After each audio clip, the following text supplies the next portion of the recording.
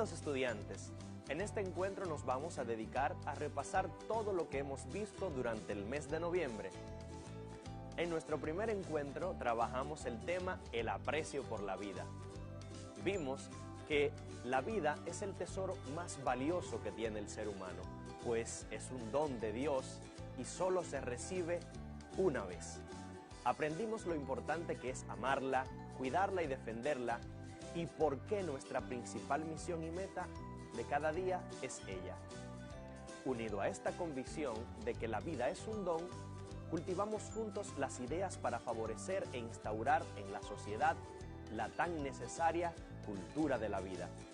Ustedes analizaban su contexto familiar y comunitario e identificaban allí las costumbres que propiciaban tal modo de vivir. Además, construían ideas y métodos que nos ayudan a ser promotores de la cultura de la vida. Iluminados por la palabra de Dios, en el libro del Deuteronomio, capítulo 30, versículo 19, aprendimos que el ser humano ha sido puesto frente a la vida y la muerte con la posibilidad de escoger libremente uno u otro destino.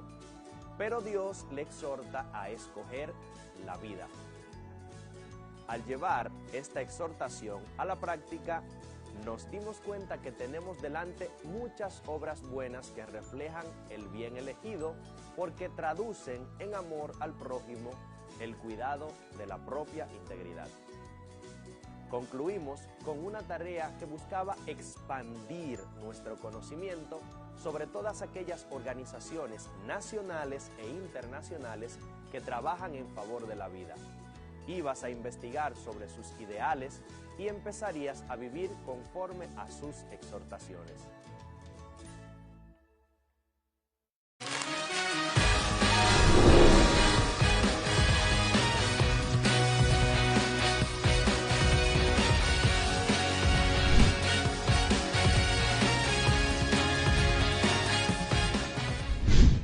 Persuadir es un proceso destinado a cambiar la actitud o el comportamiento de una persona o un grupo hacia algún evento, idea, objeto o persona.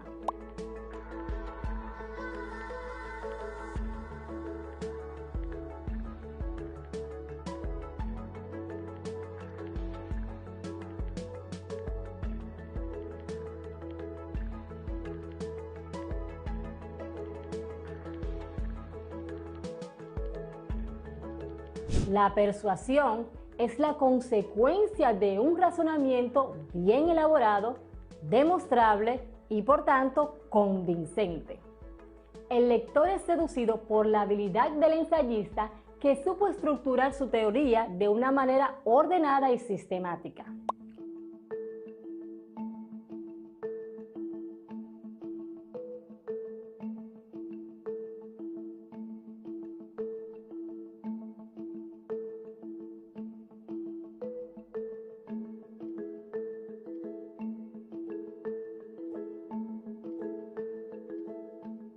Por su lado, según la RAE, Real Academia de la Lengua, convencer es incitar, mover con razones a alguien a hacer algo o a mudar de dictamen o de comportamiento. Probar algo de manera que racionalmente no se pueda negar.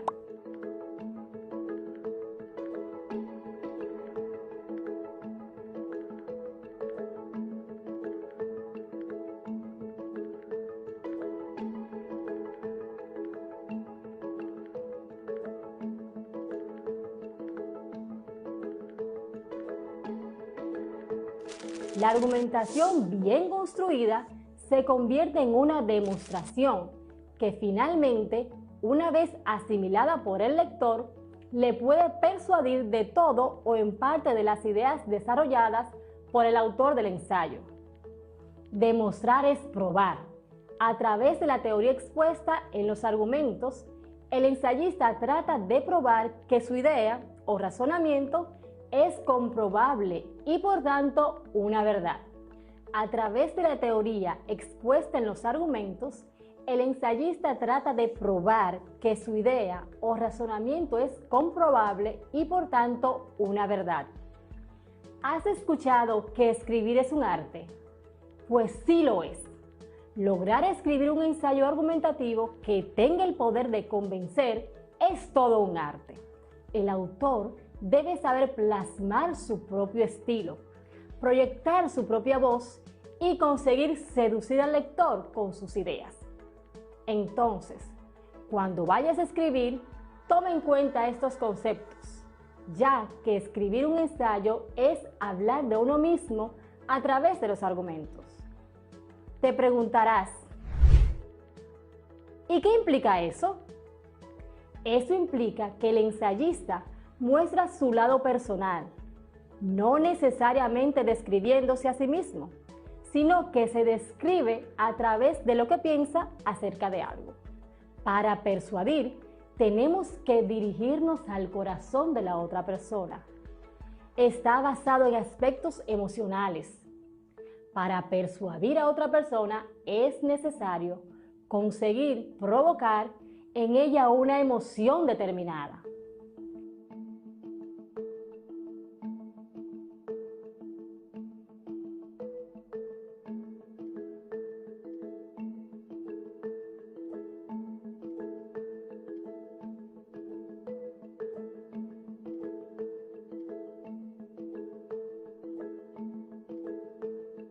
Toma en cuenta lo siguiente.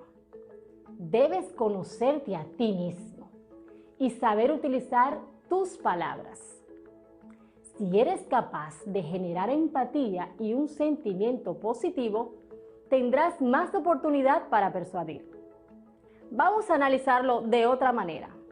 Ante la llegada de la pandemia, la Organización Mundial de la Salud y la Organización Panamericana de la Salud han estado alerta con recomendaciones pertinentes de medicamentos que pueden mitigar el virus y algunas formas de prevenirlo o no contagiarse. Los diarios y revistas especializadas recogen importantes estudios, informaciones y reflexiones de expertos sobre el COVID-19. Es por eso que en la clase de hoy te propongo la lectura de ensayos científicos publicados en las fuentes que estén a tu alcance y luego elaborar comentarios. Quédate muy atento a los recursos utilizados para comunicar sobre este problema que nos afecta a todos. Toma en cuenta si genera empatía o motiva a un cambio de conducta. ¿Logra persuadir o convencer?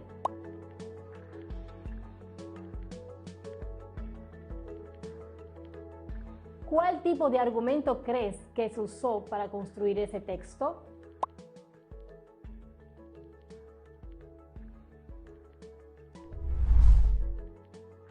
Que tenemos el mar lleno de plásticos no es algo nuevo. Ya nos sorprenden imágenes de playas llenas de desechos, animales atrapados en anillas o que parte de los peces que comemos vengan con el estómago lleno de plástico. Lo que es posible que no sepas es que hay tanto plástico en el mar que incluso se han formado 5 descomunales islas en los 5 grandes giros oceánicos que se producen en el planeta.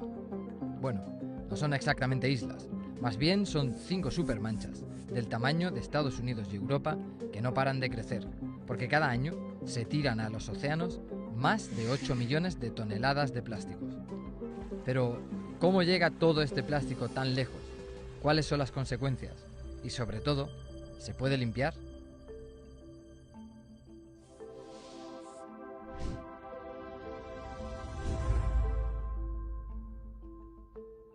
Los conocidos como 5 grandes giros subtropicales son remolinos producidos por la acción rotatoria de la Tierra y las corrientes de agua que generan los vientos que se mueven de los trópicos a las zonas polares.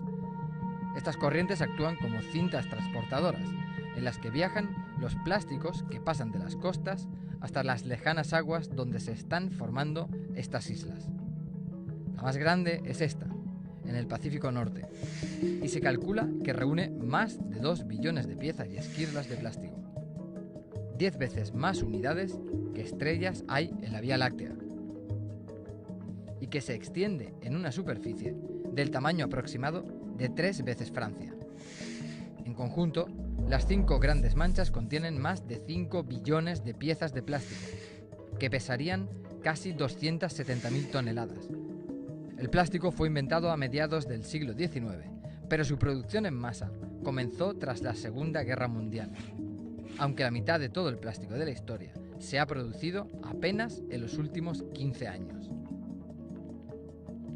Se calcula que el 20% del plástico de los océanos es producto de las plataformas petrolíferas y de los barcos, mientras el 80% proviene de la producción en tierra. Los ríos son las principales rutas por las que llega el plástico al océano, un problema que afecta especialmente en Asia. Y es que de los 20 ríos más contaminantes del mundo, 15 están en Asia. El contribuyente más destacado a la polución es China, seguido de Indonesia, Filipinas, Vietnam y Sri Lanka. Solo estos países generaron, según datos de 2010, la mitad de la basura plástica mal gestionada de todo el planeta.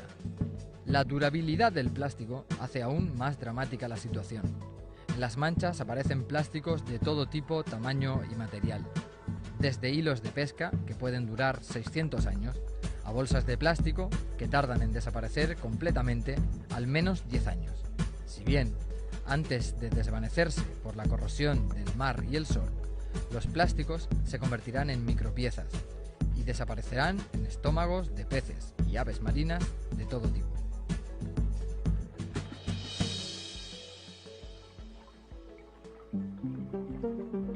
Y la solución a este problema no es nada sencilla.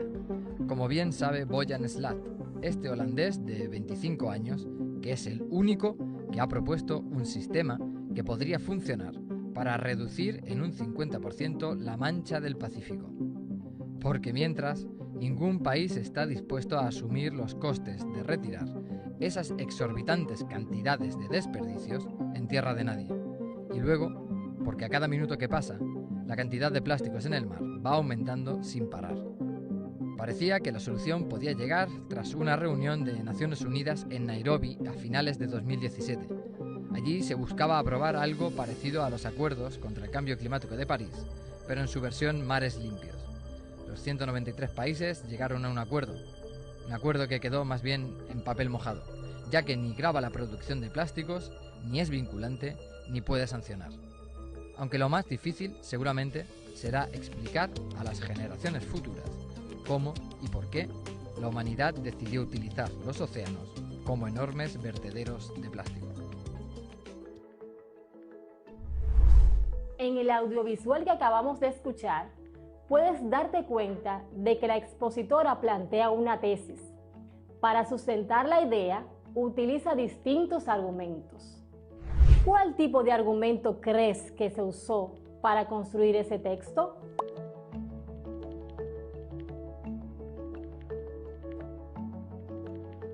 Te invito a realizar un comentario por escrito o un resumen que exprese el contenido del audiovisual.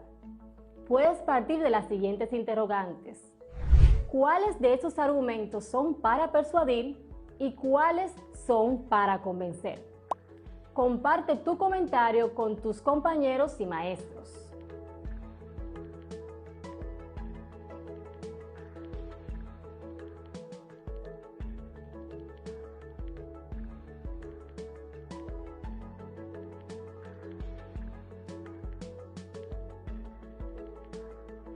Ya puedes explicar a otros sobre persuadir y convencer.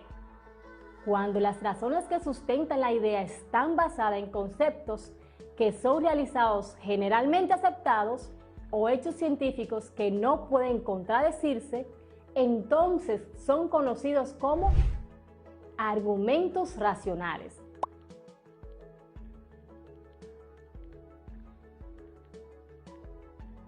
Los argumentos racionales pueden ser lógicos, que son aquellos que basan sus razones en situaciones de causa-efecto, o analógicos, que son aquellos que se exponen basado en situaciones o razones semejantes.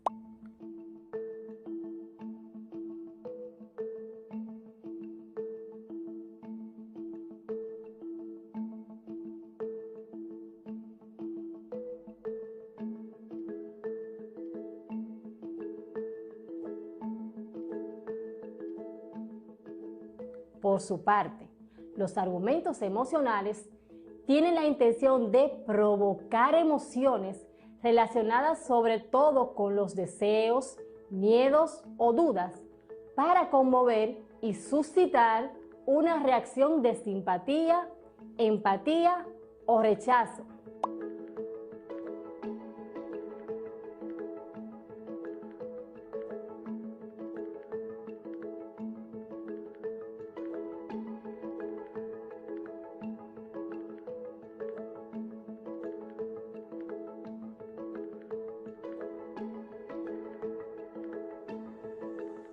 Es otro de los recursos más típicos usados en una argumentación.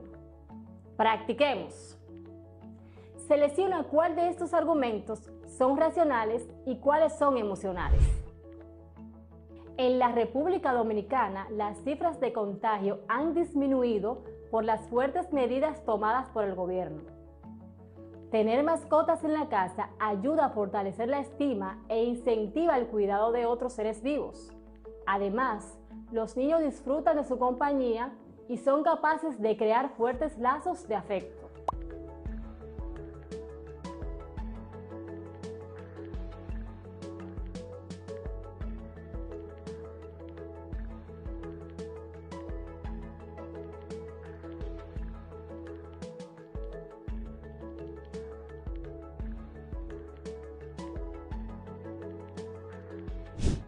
Cuando vemos a nuestros jóvenes inmersos en las redes sociales por tanto tiempo, sentimos que se pierde su mejor etapa para desarrollar sus habilidades. ¿Cómo dejar en casa mi celular? Si con él puedo conectarme con mis amigos, chatear con mi prima, realizar mis tareas y entregarlas a tiempo aunque esté fuera de casa.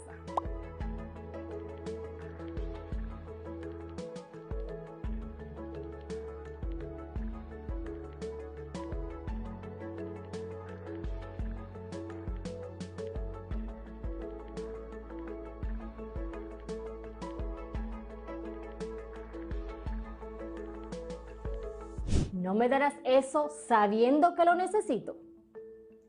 Para que una nación alcance un desarrollo económico considerable y que permita que su población tenga un buen nivel de vida, es casi obligatorio que el Estado aumente el presupuesto destinado a educación científica y tecnológica.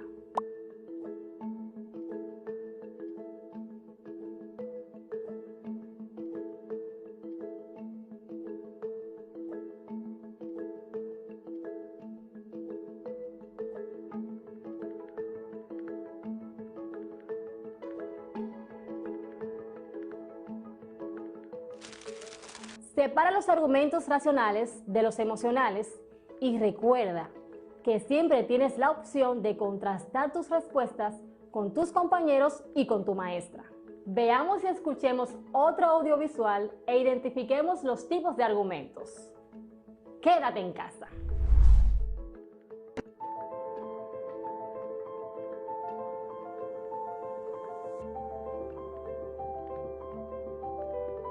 ¿Nos han separado? Al contrario, nos han unido. Nos han forzado a encontrar la tranquilidad donde habíamos dejado de buscarla. Nos han regresado con nuestras familias. Nos han permitido regresar con los nuestros, que por el andar de los días solo podíamos vernos unas horas. Y son aquellos con los que siempre debemos estar y a quienes debemos proteger. Hay quienes están peleando la guerra, una guerra que es de todos, pero ellos están en primera fila.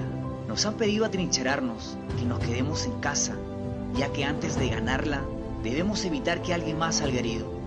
Allá afuera hay gente que está dejando a los suyos para cuidar a los nuestros, que a pesar de sus necesidades, están en un lugar donde ninguno de nosotros quisiera estar. Ahí, atacando directamente al enemigo, que no solo es el coronavirus en una sala de un hospital, sino también peleando con nuestra irresponsabilidad, nuestra indiferencia, nuestro individualismo y egoísmo. Pero hay quienes, a pesar de todo, siguen creyendo que la unión, la solidaridad y el desprendimiento pueden ser las armas que necesitamos para hacerle frente a esta epidemia desde nuestros hogares. Hoy más que nunca necesitamos volver a ser uno, volver a creer en el trabajo colectivo, en el trabajo en equipo, donde todos cumplimos una función. Ellos están afuera cuidándonos y nosotros quedándonos en casa. No sé si sea la tarea más fácil, pero es la principal.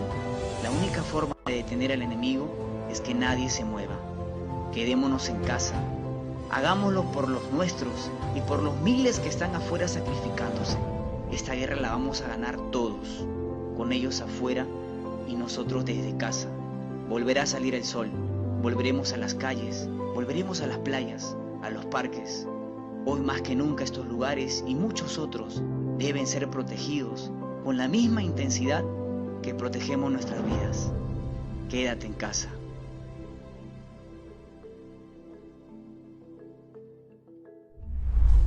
Ya se respira un aire de esperanza. Mientras estamos salvos en casa, seguimos aprendiendo. Ya ha analizado lo expuesto en el video, donde se establece la importancia de ser fuertes, de ser considerados con los demás y cuidarnos a nosotros mismos. Ahora, haz tu parte. Anota 2 argumentos y di de qué tipo son, si son racionales o si son emocionales. Justifica tus respuestas.